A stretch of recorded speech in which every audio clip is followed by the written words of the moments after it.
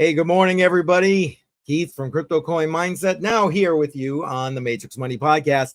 And as always, got FF in the house. So as you're jumping in, don't forget F plus in the chat. And we are very fortunate today to have a special guest, Paula Guilfoyle. And we're going to let her do a lot of the talking today because she's got some stuff I think everybody needs to hear. But before we kind of get to that, let's see who's jumping on in right now and say hey real quick. Let's see. We got Automatic Beats in the house. Welcome, Automatic Beats. Glad to see you here. Yes, and guys, that's a good point. Don't forget, ask whatever questions you'd like. And yeah, and there's, look at that. See? F plus. Keep it coming, guys. Thanks, Pete. Appreciate that, man. Yeah. Awesome. So you know what? Let's get this thing going because I want to be cognizant of everybody's time here. Paula, welcome. Appreciate having you here. Why don't you kick us off by telling us about you and your experience in crypto, and take it away. Take it away. Okay, you might have to stop me because I might go on for a little bit too long. Hey, everybody, and welcome from Ireland. It's the middle of the afternoon here in Ireland. My name is Paula, and I'm the founder of A Block of Crypto, and give you a quick introduction of what A Block of Crypto is, and then I'll tell you kind of how I got there. A Block of Crypto, we onboard and retain users in the Web3 industry. We focus on end users. We don't focus on developers. We help to bring grannies to Web3 to help them get their wallets and help all users of all levels. And we've lots of courses there that are free. Our website, you're currently shown there. We are actually upgrading, and we're going to have an amazing gamified app launching at the end of the year. But all our courses and training is free there. So just a bit of background then on myself. I'm in online education since before we had online education, when we had CD-ROM. When Udemy came along, I joined the Udemy revolution of online learning, and I quickly became a Udemy top-selling instructor. On Udemy, I don't know, I probably have about 130,000 students on Udemy. I branched out across different learning platforms as well. There's the likes of Allison.com. I have a similar, if not larger, number over there. There's FutureLearn, there's Skillshare. There's quite a few of them, and on each one of them, I'd have quite a large following of students. Sometimes I wish I put the effort into YouTube rather than them, but I guess it depends on, it kind of depends on what you're looking for. I used to teach Microsoft Excel to accountants, to professionals. That was my skill. And in around 2016, 2017, lots of things happened on the internet. I was a content creator. I had a fantastic blog. It was a top 200,000 blog per Alexa rankings. And just the web industry changed considerably around 2016, 2017. There used to be a platform called Google Plus, if anybody remembers it. Google Plus closed down, and anybody that ran a community on it were given an option to move their community and given the time to do it. But once you set a community up somewhere, it's kind of almost impossible to move the community. So I lost a community because of a centralized organization deciding they didn't want that product anymore. At the same time as that happened, Udemy was my main revenue. I was earning lovely lifestyle income from it, and they switched their policies overnight. Again, central organization. Okay, they went from selling courses at $200 a pop to we're heavily discounting everything to a tenner, and you're not getting very much out of that as an instructor.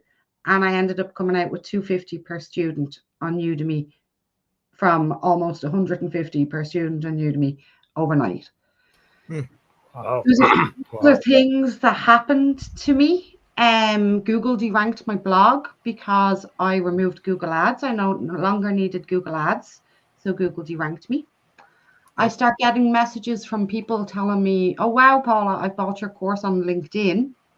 And I never sold courses on LinkedIn. LinkedIn were using my content to promote their new learning platform, and people thought they were really? courses.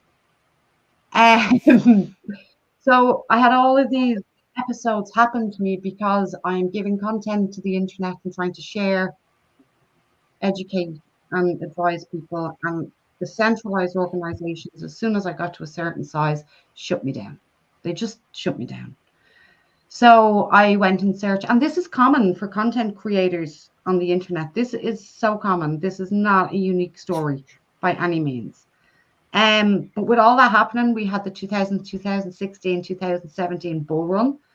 And I was very aware of Bitcoin. I was aware of crypto, and I went in search of a new way of doing things. And I came across a video from Gavin Woods talking about Web3 and this ideology of this decentralized world and all of this. And the ideology of Web3 was so what I was looking for. So I tried to find a blockchain that was actually implementing it because they weren't. And I found a blockchain called Steam. Yep. Steam was a blockchain where you could post content and you could earn from your likes. Likes meant tokens. And I says, right, I'll give this a go. And I was blogging away and I wasn't getting much traction. And then I realized, well, hold on, I'll flip my skills. Instead of trying to teach people about Excel, let me use Excel and Power BI and all these other tools that I teach to actually analyze the blockchain and start reporting on the blockchain. So I totally pivoted what I was blogging about, and I started blogging about the blockchain. And from that, because I was analyzing the data, I started understanding blockchain.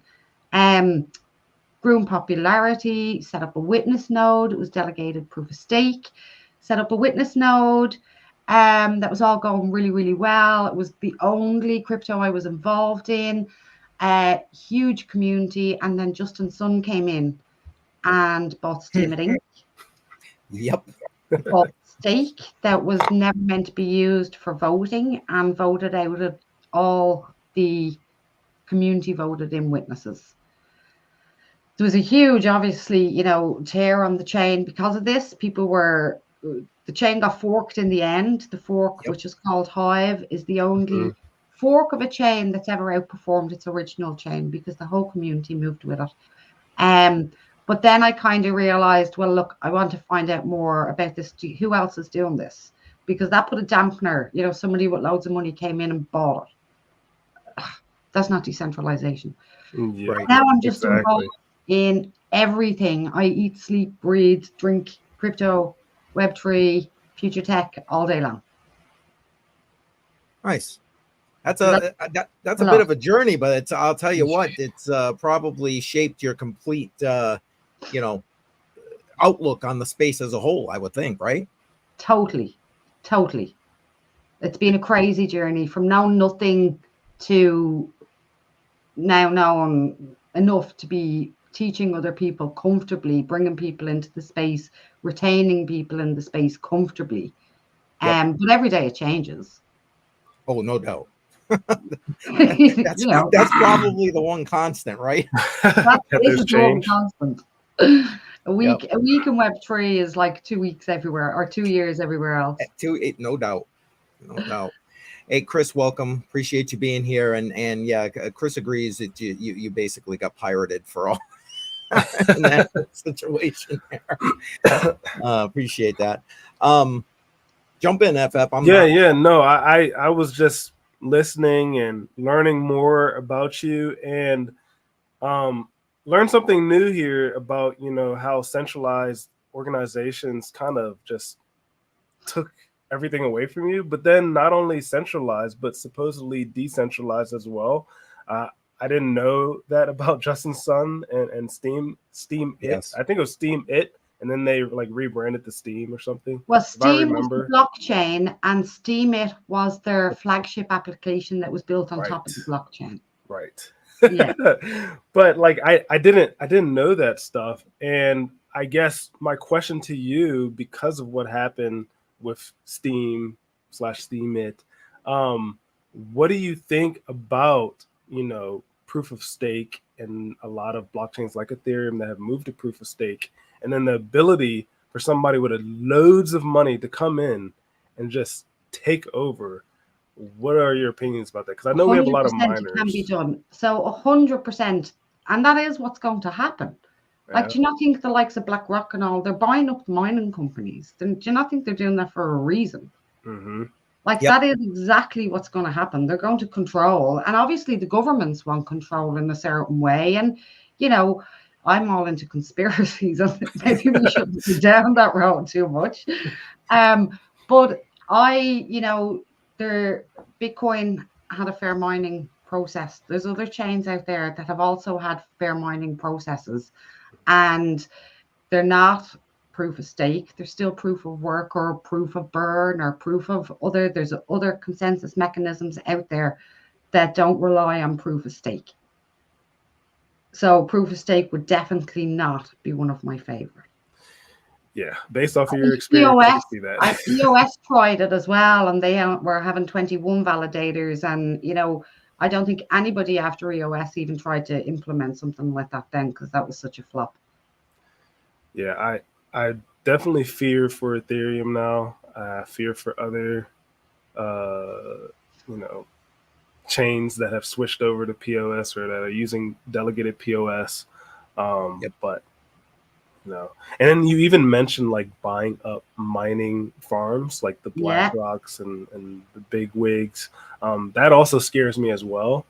And I think we as a community have sort of shifted to praising these big institutions for getting into crypto without, fully realizing the implications of that. Yeah. So I just wanted to mention that and just ask the question because it was what was going through my mind. Yeah, I mean, for the financial institutions, I think, they see Ethereum as free money. Mm-hmm. We've got staking rewards. And as soon as the governments really kind of cop onto this, that, well, if we use this platform, we're actually earning money. It's not going to be, Ethereum is never going to be a people's platform. Right.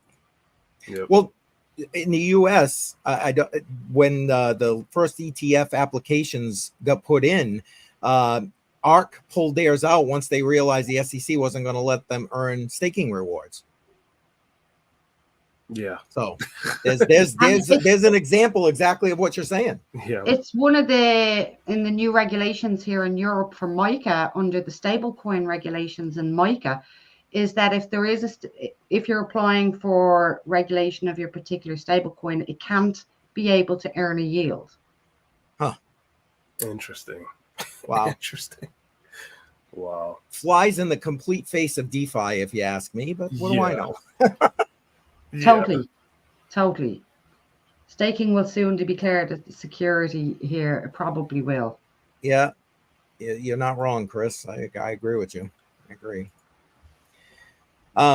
Well, do you want to expound on that? Your thoughts with regard to where that's going, the future of that? I mean, feel free. I mean, you're in great company here. I'm all about the conspiracy theory. There's lots of other new chains coming up, okay? And there's chains that are unheard of because they're unfunded. They don't have VCs behind them, okay? Now, I mentioned Hive there, and as I said, it's the best performing fork of any blockchain that's been forked because of the power of community, and the whole community went with it. Totally unfunded. There's no VCs involved in Hive. Now, it's not a top 100 token, but in 2017, Steam was a top 3 token. Yes. Oh, how times have changed. But they don't get the visibility because they're not. And when these bigger powers come in, they're going to make sure these smaller chains don't get the visibility. They're going to totally make sure of it. Hive is a brilliant example of a really, really good blockchain. But unfortunately, with liquidity being so low, you do have people like Justin Sun being able to come in and just buy it. Yep. Yeah. We got Backward Miner in the house, and he's asking a question here. Maybe you want to jump in and put your 2 cents about that. He's asking the nodes, like the node projects that if Jar were here, he'd be talking about a little bit. But. Yeah. I don't know too much about node programs, to be honest with you. So I don't. And I wouldn't mind learning more. So I can probably jump in here. I think this would be a little bit more different because there's really no vote here. I think the point of having tokens to run a node is really just to help stabilize the market itself. I think a lot of these projects that require you to purchase coin and then basically hold that coin in order to run a node are really just trying to help stabilize the price of the project. Because you don't need, like, for example, with Bitcoin, you can run a node, you can run a full node without having one Bitcoin, right? So it's just something I think that these projects have sort of latched on to try to make sure that their price doesn't fall to the ground. So then you buy some coin, you have it in order to run this node, but I don't think it's anything like actual like proof of stake. And that's just, based off of my experience. And of course, anybody in the chat can disagree with that, but I think they're like two totally different things. So I wouldn't relate those like those the things. idea of cryptocurrency in the first place, was that not to reward miners, to give miners an incentive to be a good player in the ecosystem? Is that not what Bitcoin, that was why Bitcoin was released the way it was released? Right. Yeah, so it was to be a peer-to-peer payment system, but to distribute the token then. So it's really only a byproduct of blockchain. That's all crypto is. Yeah. No, you're right. I mean, or at least the current iteration of the blockchains the way they are, anyway. That's it. There's a very interesting blockchain out there that has a free-to-use model. It's called Koinos. It's another one, again, that doesn't have any VCs. There was fair mining at the start when they were building the fair launch. But again, no funding. And it's trying to help them break the barriers against the Ethereums and that all have this VC backing that's going to go. And then all these ETFs going in. We have ETF applications for Solana now. Yeah. Then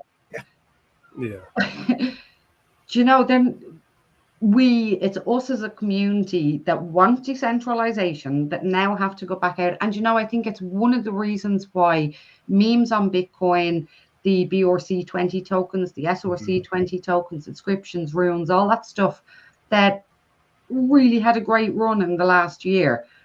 Yes. Because they all had fair release, they all had fair mining, and it was back to the original principle of how Bitcoin was released. Right. Yeah, totally. And you mentioned Sol there as well, and I don't think a lot of the chat knows your experience with Sol. So I was wondering if you could touch on that, because we do have some Sol fans. I am a big Sol holder as well. Okay, just disclosure, no financial advice, blah blah blah. Yeah. Wait, let me help you with that. There we go. Not financial advice. Not there you financial go. advice. The usual stuff. So I've had the pleasure of working with the Solana Foundation. I spent a long time advocating to the blockchains that, brilliant stuff. You're educating developers. There's developers coming out of our ears. It's brilliant. Do you know what they're able to do? Copy paste a project from one blockchain to another. Okay, and bring no innovation. What we need is end users. And it took me a long time to advocate this. I spent about 2.5 years pushing the blockchain foundations towards taking an approach that, look, we need end users as well as developers just testing each other's projects to copy them. And Solana funded me to create a course on Udemy that I would put up for free and make available for free across Udemy, that would just onboard and retain users in Web3. So it goes through the basics, setting up a wallet, what is DeFi, what are NFTs, what is the metaverse, all the usual kind of basic things that will really just help people get going. What are ecosystems, how to explore an ecosystem and all that sort of stuff. So I had great fun working with Solana doing that. And I really am hoping to be working with Solana again by the end of this year. But nice. Yeah, I'm hoping to be working with Solana again by the end of the year. Nice. Congrats on that. That's new information too. Do you know, it is interesting because now looking back, I actually realized, you know what, the foundations are right. They were right in not plowing huge money into educating end users. They actually were right. But now there's a responsibility on the DApp owners to pay that forward and educate end users. And it's now their responsibility. I really believe they have a social corporate responsibility here to educate new people on new technology. Whether they believe me or not, it's a different kettle of fish. Well, I was about to say, do they really believe they do is the question. Because well, if they don't believe it, they won't do it, right? In the ethos of Web3, there shouldn't be barriers to education. It was given to them. I mean, all the developers we have on Web3 were trained for free. There's no academic programs out there pushing out Solidity developers. We've done that as a community initiative. So we now need to, as a community initiative, take the next step and bring the next 10 million users into using all these great apps and these blockchains. I agree. Yeah. I agree. I think a lot of the developers that are on these chains, not just Sol, when they're creating their dApps or when they're just creating their tokens, they're really just cash grabbing. So that's why, like, when you mentioned, okay, they're just copying and pasting and then they're done. I feel like there is a little obligation for them to not just cash grab, because of course they want to get paid for the work that they did or the work that they copied, but to also educate new users who, in my opinion, aren't institutional users, but are actually people who are interested in the chain, interested in the technology, interested in propelling it forward. So there is loads of people interested. Yeah. If there wasn't that many people interested, like there's so many ambassador programs out there, and trying to get on them is hard because there's so many people that want to spread the word. Yeah. So there is lots of people that want to onboard more people. There is now. Even the meetup groups. So I run meetup groups. We run them online. They're open to everybody. You can find them on meetups.com. And the range of people that we get onto these, from 16-year-olds to 75-year-olds to investors to you name it, we have on. And there is a huge interest to learn. And they're coming to these communities to find out. That's where people are going to learn, is the same as where the developers went, communities. Yeah. Can if you don't mind, because I love the fact that that's what prompted me to start what I do, was to try, and now I want to share what I've learned, because I don't know, it wasn't easy for me to absorb it all. But how do you see that going forward with getting people, just the average person, not only to learn, but to share it? Do you know, I think most people, when they start learning, they want to share it. And, the first piece of advice I'll give to somebody about sharing is never tell anybody what cryptocurrency to buy. Okay? Just don't do that. Bring them in, teach them, show them around. Never tell them, because no matter what happens, you're going to be blamed. When it goes wrong and they don't get out in time, you will be blamed. So first thing is never to tell anybody what tokens to buy. It's good advice. It's good advice. Yeah. But after that, because, do you remember the first time you tried to use a bridge? Yeah, I do. Yeah. Remember how scary it was? I think one of the first bridges was from Ethereum to Polygon. And you were waiting about 40 minutes for this to happen. Yep. So we progressed since then. We've really, really progressed since then. We're still progressing. So anything we're teaching anybody now, we're not going to be teaching them the same thing in a year's time. It's true. We have social wallets coming on. We have account abstraction coming on. We didn't have all of that in the last bull run. in this bull run, you're going to have people signing up for wallets with their Google account and their email addresses. They're not going to be downloading seed phrases and this, that, and the other. That's all going to be hidden in the background. Right. We're going to have feeless systems. We're going, there's so much that's going to be changing that people just have to stay on top of it and realize, and because it's still changing and developing, that's why we're losing people. Yep. Possible. Possibly. Yep. No, yeah. Yeah. It's like, well, you don't do it that way anymore. What you do? Yeah, it can be kind of hard to keep up. Oh, what? Like, I remember the first time I used Solana, and I was just like, whoa, that's fast. Like now, if something isn't that fast, I'm like, oh my God. Yeah, what's going on? Yeah. I'm going to throw a Caspa plug in here, but that's how I feel about Caspa. Because it's so fast. Yeah, Caspa fast. Daddy, yeah, I like fast. Yep. Yeah. So does everybody, really, though, right? Yeah. I mean, we had a couple more people jump in just to put it out there. 100 Air, welcome. Always love when you're here. Yes, I know you're driving. This man, he tunes in even though he's actually working as we speak here. So yeah, thank you. Yeah, we Nice appreciate that. Cedric, welcome. Appreciate you.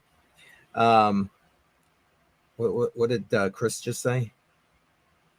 I remember sending ETH. Oh, I feel your pain. I've made all of them mistakes. Yeah. We've all made all of them mistakes. And that's why we lose people. It's not easy. Yeah, it's really not.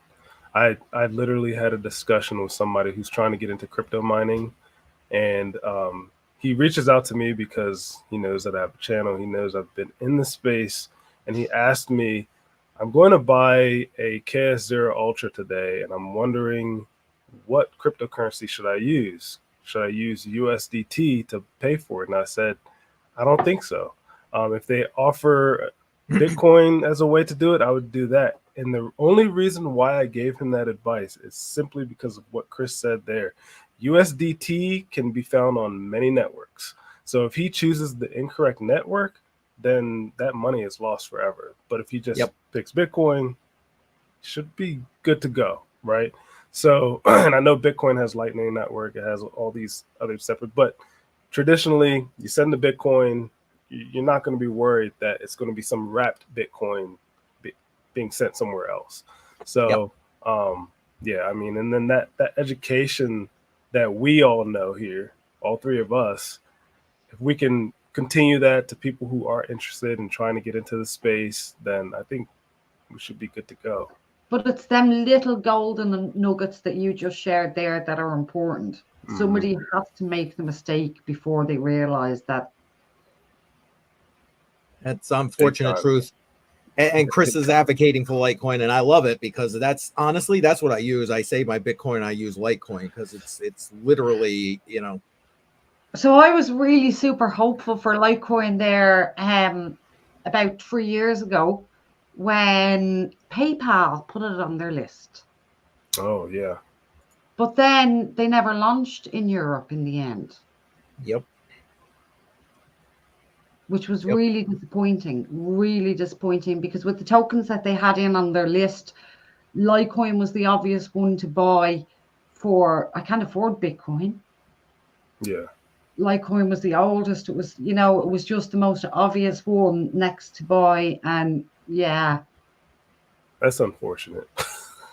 But that's also, I feel like, I know that crypto is decentralized, but then when you look at a lot of these chains, like even Solana, right, where they hired you for educational outreach, they still have some centralized aspects to them. And that's where like Litecoin's marketing, whoever they used for their marketing kind of fell off and in their outreach program, because I feel like they missed the mark when trying to capitalize on the European market. So yes, the community can build that European market up, but then it kind of falls back on the chain a little bit. It's kind of weird. It's like they're decentralized, but then they're centralized. You guys catch my drift here? Yeah. Like it's just strange to me. But yeah, look, isn't it one of the trade-offs? Decentralization, centralization, security, speed. It's in there with that trilemma. Yeah, it is. Yep. It really is. But they're hoping to have solved that trilemma on Bitcoin. So we have Bitcoin, which is the best, I won't pretend. And then we have Litecoin for speed. So we've Bitcoin for security, we've Litecoin for speed, and we now have stacks for smart contracts. So the three of them working together fairly fixes the trilemma. Yep. And then there's other competitors out there trying to solve it in their own way too. And it's just a very interesting. I do believe we're still early in the space, even though we've been around well over a decade. But we are still early. But the discussion of blockchain and blockchain adoption, we've actually gone beyond. We've gone well beyond. Blockchain is used everywhere now by companies and organizations. And look, I know blockchain wasn't made to be private blockchains and consortium blockchains, and I'm sure Satoshi will be fairly peeved off that lots of it has gone that way. Yeah. But everybody's using blockchain. Right. Yeah. So it's more Web3 adoption, keeping things, the ideology of Web3, because I don't know, by the time we get to Web3, we'd be really in Web20. The ideology of this decentralized world, and, send people like me, small people out there making a living on the internet, creators, we've got screwed by Web2. We've got screwed left, right, and center is the only way to put it. Yeah. And we need a new way of doing things. It's a total paradigm shift, and you're not going to shift people's mind frame. That's generational shift. That's not people going to shift. Like they say that, what is it, 12 to 15 years or something for technology to be taken on. But for technology adoption, but for mind frame changes, you're talking generations. Yeah. Right. Yep. Right. I agree. 100%. That's what it is. 100% agree. Not to move from this topic, but to move from this topic and pivot. I kind of want to talk more so while we have you on a little bit more about like what you're doing currently. Yeah. Just because I don't think we've touched on that yet, because you are working for another chain. So if you want, you can discuss what you're doing with that chain. I'm doing a few. Was this VeChain? Yeah, this is VeChain. I'm alluding to, yes. Yeah, I'm not. I wasn't too sure. So VeChain is a very super interesting project. Okay, it's backer is Louis Vuitton. Would you believe? A lot of people actually don't know that. So give a little bit of history on VeChain. VeChain was initially launched by Louis Vuitton as a solution. He built a private solution for tracking his goods for counterfeiting and stuff. And it was a private solution he built on blockchain. And because it worked for him privately, he went, oh, there's a market for this. And he released a public blockchain, VeChain. And it was all about product distribution, tracking, supply, counterfeit, all about all of this sort of stuff. And it didn't do too well. First bull run, it done great. After that, it didn't really live up to expectations. They got a huge amount of partnerships, but because they're Walmarts, they're normal businesses, nobody cares. It's not pumpometric, so it's not talked about as such. So Louis Vuitton has decided to pivot.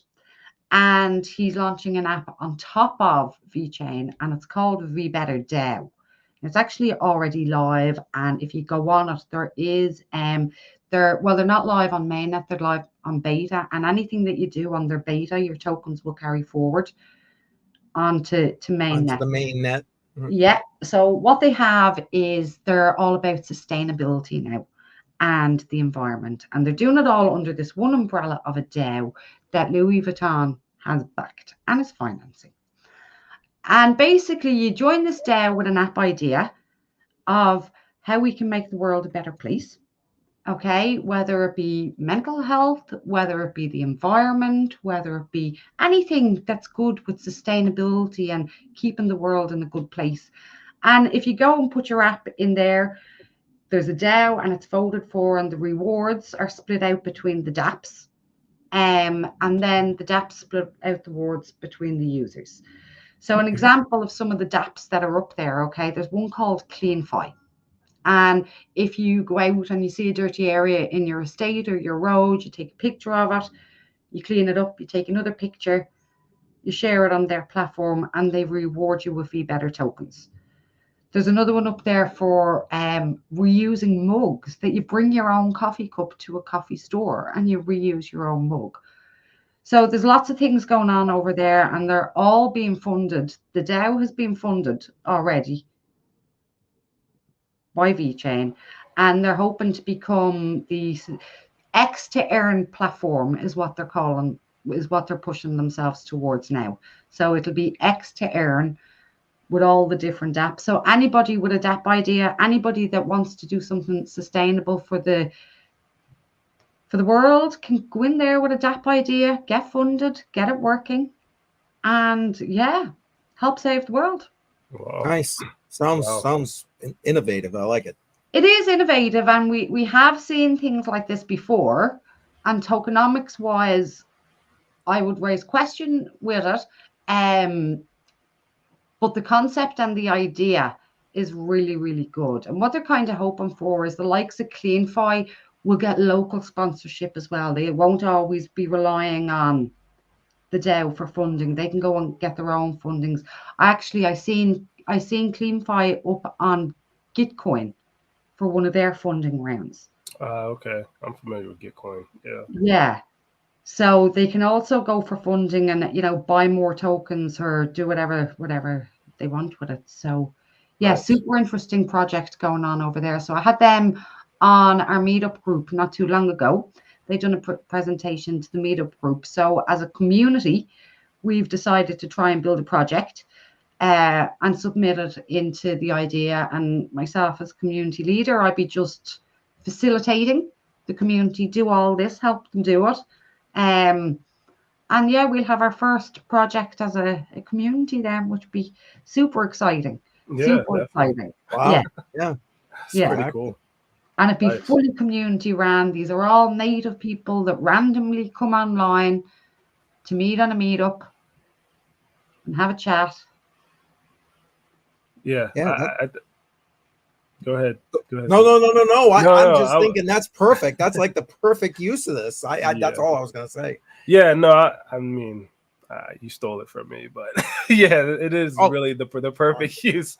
It really is, and I know that you're really big on community. I hope that a lot of people saw when we had posted the link for Meetup as well.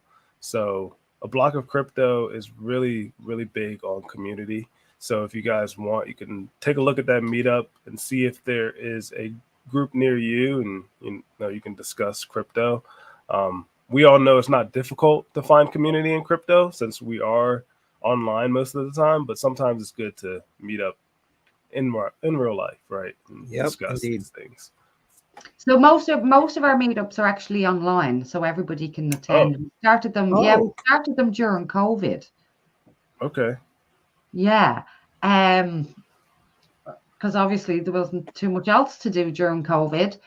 And they were just such a success, there was no need to stop them. Nice. So yeah, I think we must have ran in the Irish group, we must have ran about 150 meetups now. We now have we have a UK group, we have a Canada group, we have a group in India, we have a group in Spain, we have a group in Australia. I hope I haven't forgot anyone. I'm sure they'll forgive you. Yeah, right. You'll be forgiven. Right. So, and it's all, and we just do it all for the greater of good. That's good. Nice. Do you have any other questions, CCM, or? Well, I do. Okay. Okay. So in order to build out this infrastructure, people need to be able to get into Web3 development.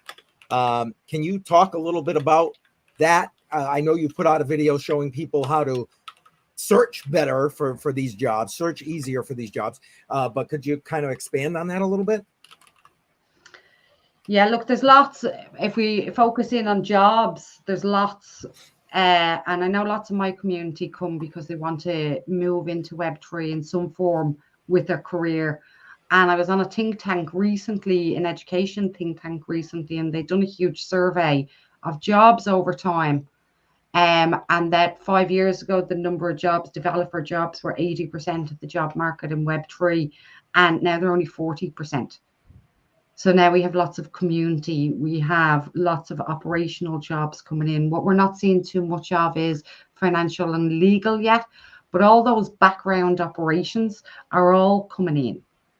And the skill set that we're looking to try and give these people is literacy skills, because everything else that, you know, as an accountant, yes, there's going to be different standards, rules, regulations, but accounting is still accounting. Marketing is still marketing. Okay. Right. Finance, you know, they're all operations is still operations. They just need to understand new terminology and the ideology of Web3 and community, and how much community is going to be one of the driving forces for businesses moving forward. Like, we already know that online they tell you referral from one of your friends is worth much more than anything else. Of course. Yep. It's going to be all that. The Web3 is all about that. It's all about community. So if people are looking for jobs, what I would really suggest is actually going to places like Gitcoin. Okay. There's Solana Superstars. If any of you are familiar with Solana Superstars. Solana Superstars is a platform for jobs basically on Solana, where lots of them, they're all contract based, and lots of them are non-technical roles. Okay. I'm jumping around the screen there. No. We were having some technical difficulties in the background here, but that's my fault. Continue. Don't worry about me. So yeah, start with communities. No matter what your skill level is, go in to a community, join the Discord, join the Telegram, and be actively involved. Now, Right. Actively involved doesn't mean saying when, moon, and GM. Oh, I hate that, but yes, I get you. Yeah. Actively involved means, hey, everybody, here's my skill set. How can I help you? What can I do for you? Yep. Somebody asks a question, jump in and try and help them. Reach out to the mods, tell them, here's my skill set. Is there anything going? Look for positions as ambassadors. Ambassadors are paying well. They may be in tokens, but quite often they can pay very, very well. So if you're new, try and get an ambassador role, because it'll get you the whole everything. You'll learn quite a lot as an ambassador as well. So for those looking for jobs, I'd give that sort of advice as well. But it's community led. It's very much community led. They're not looking for degrees and diplomas in Web3. There are no degrees and diplomas in Web3. Yep. That's interesting. I didn't think ambassadors got paid, and maybe it like depends on the project. Lots of them do, yeah. Okay. Lots of them do. They just don't advertise that they do. Okay, yeah. And they would have other types of programs, like they'd have host meetup programs. Just do a local meetup in your area, like Solana Superstars. They'll pay you just to host a meetup in your area and do a once-off one. So you don't have to become a full-time ambassador. There's lots of programs like that are available for people just to get involved in, that aren't technical, that aren't able to set up mining rigs, that don't want to trade. There's plenty of other options. Yeah, that was the reason why I was jumping around, because when you said Gitcoin, I had accidentally pressed the back button and then it kicked me out. And I was going to go on Gitcoin and like see like, I guess, who I could reach out to. But after this is over, I'm going to apply for some ambassador programs. Is it because of the money that you mentioned in the tokens? I'm going to be honest. Absolutely. Because I didn't know that you could get paid to do something that you like to do anyways, which is just talk about and spread, whatever chain that you enjoy to a new community of people. So I'm going to try. We'll see what happens. But do try. Do try. It's worth it. It's worth it. There's a new one. If anybody's interested in no code, there's actually a new one. It's called No Code Clarity. okay. It's a platform for obviously building with no code, but it's on the Stacks blockchain. It does smart contracts. It does backend. If you're a no code dev, it's hot to learn. And they have an ambassador application that they've literally opened, and they will be paying their no code clarity token to ambassadors. Oh, wow. Okay. Nice. Give that So a they've shot. just released their token. They're a brand new release. They're upcoming.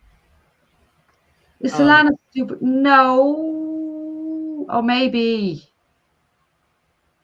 Is Solana Superstars only UAE? It very much may be. I know they're UK based. Okay. And that could just be because of the uncertainty around U.S. regulations. Yeah, U.S. regulations, and so, exactly. And that would make sense to me if it is only UAE or not to mention VPNs. Oh yes. Yeah, well, there's that. There's that, and then also if there's any sort of verification required as well. I mean, you guys, there's dual citizenship. You can also, I know there's ways where you can sort of get like a pseudo address in different countries as well. I won't go into those sort of details here because I don't know if they're the most legal things, but you can reach out to me offline if you're interested in sort of those dark net ways. I'm But sure you could reach out to Sam Bankman-Fried as well. Yeah, because there's nothing else to do in jail, and he'll advise you exactly. Yeah. Actually, I bet you he'd answer. Probably. I'm going to try that just for the laugh. Well, Chris is saying he's going to try and get it here, and he appreciates your, That's funny. Oh, nice. And he has family in Ireland. There you go. Daddy. There you go. Daddy. Some info. Nice. Sadly. Nice. Well, FF, I don't know. Do we want to slowly start to wrap this thing a little bit? Yeah, we can slowly start to wrap it up. I think we have a decent amount of people still on. It kind of fluctuated from 10 to almost 20 there. I'm wondering if anybody on the chat here has any additional questions. I know we had questions as Paula was talking and discussing her experience in crypto, but here it is now. You got another 5 minutes to, fireside chat, throw out all the questions that you want to ask her.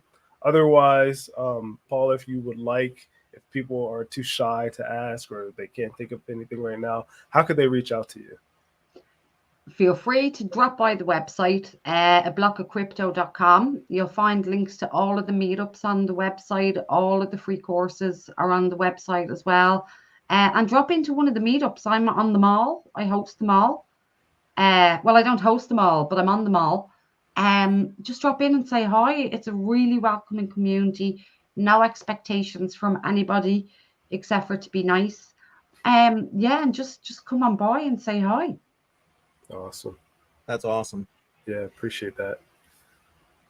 Yeah, I think that's, correct me if I'm wrong, but I think that's a little bit of the hesitation with people joining these meetups, is they're worried about what the response is going to be once they're in there. Maybe they don't know a lot about crypto, and do I really want to sit in on this? What would you say to people in that situation? Yeah, look, don't worry. So it depends on how many people we have on the night, but sometimes we do breakout rooms so everybody gets a chance to talk, and everybody gets to meet each people. I mean, some people only come on the nights that we have presenters because they just want to see particular talks. Some people want to come on because they actually have a question. They'd like to see somebody show them how to use a bridge. Where can I go to see this? Just them sort of things. So you can keep an eye on our meetups page and you'll see what's coming up. If they're general chats, they're open for everybody's questions. And like I said, we've got people that know nothing to people that know everything. So somebody will be able to help you, no matter how silly you might think the question is. We've all made those mistakes. Don't make them. Come and ask. Well, I was just going to say, my experience in a few of these has been everybody's very friendly. Yeah, 100%. Yeah. 100%. We have a lovely community. Good. Very good. It looks like we have a question from Chris. How do other countries look at the U.S. in regards to crypto, if we are leading or failing? That's a really good question. And it's actually leading and failing. Okay. Fair enough. It's leading in terms of volume, but it's not leading in terms of numbers. So if you were to look at how many people are using the different applications, you'll find the user numbers in different areas are much higher than they are in the States. The high volume is coming from the States. This is why the States are able to impact the price movement so much. Look, regulations are coming. Yeah. It is a bit of a sham in the States when we look at the SEC and all, and we're like, are you for real? Right. And we do have a few people from that side of the borders that come in on the meetups, and we do have some good fun asking, like, why, why? And comparing stories of the different regulations around the world and why. But unfortunately, the whole crypto has to look to America because they're just so big and such a big powerhouse, and that's where the volume is coming from. Yep. I would agree with that. Yeah, 100%. If we want liquidity, that's where it's coming from. Yeah. Right. That looks like. I'm just looking. I don't see any other questions in the chat. I don't know. Paula, wrap us up. What do you? Well, you don't have to wrap us up, but any last thoughts you want to? No, look, thank you both very much for having me on. And look, I'm saying this to everybody, not just to both of you. If you ever have anything, just come and ask. You'll find me online. Like I said, you'll find me over on the website. You'll find me on the meetup group. Come and ask. Don't be afraid. And don't be afraid to try things. There's test nets. Yep. Try test nets. It's good advice, actually. That's great advice. Yes, Yeah. exactly. You're not gonna be breaking nothing. But exactly. You know, so we got a lot of people coming in. Thank you, appreciating the stream. I'm trying to get back into clicking these, but it's going so fast I can't keep up. So appreciate everybody. That was great. Excellent. Good. I hope some people found value in it. I think so. There was a lot of valuable information here, and if they go do some research, they'll find a lot more. Exactly. Don't let the central organizations control us for much longer. Please, no. Yeah, right. Can't take it anymore. Right. Exactly. Not FF, you want to? Don't buy Ethereum.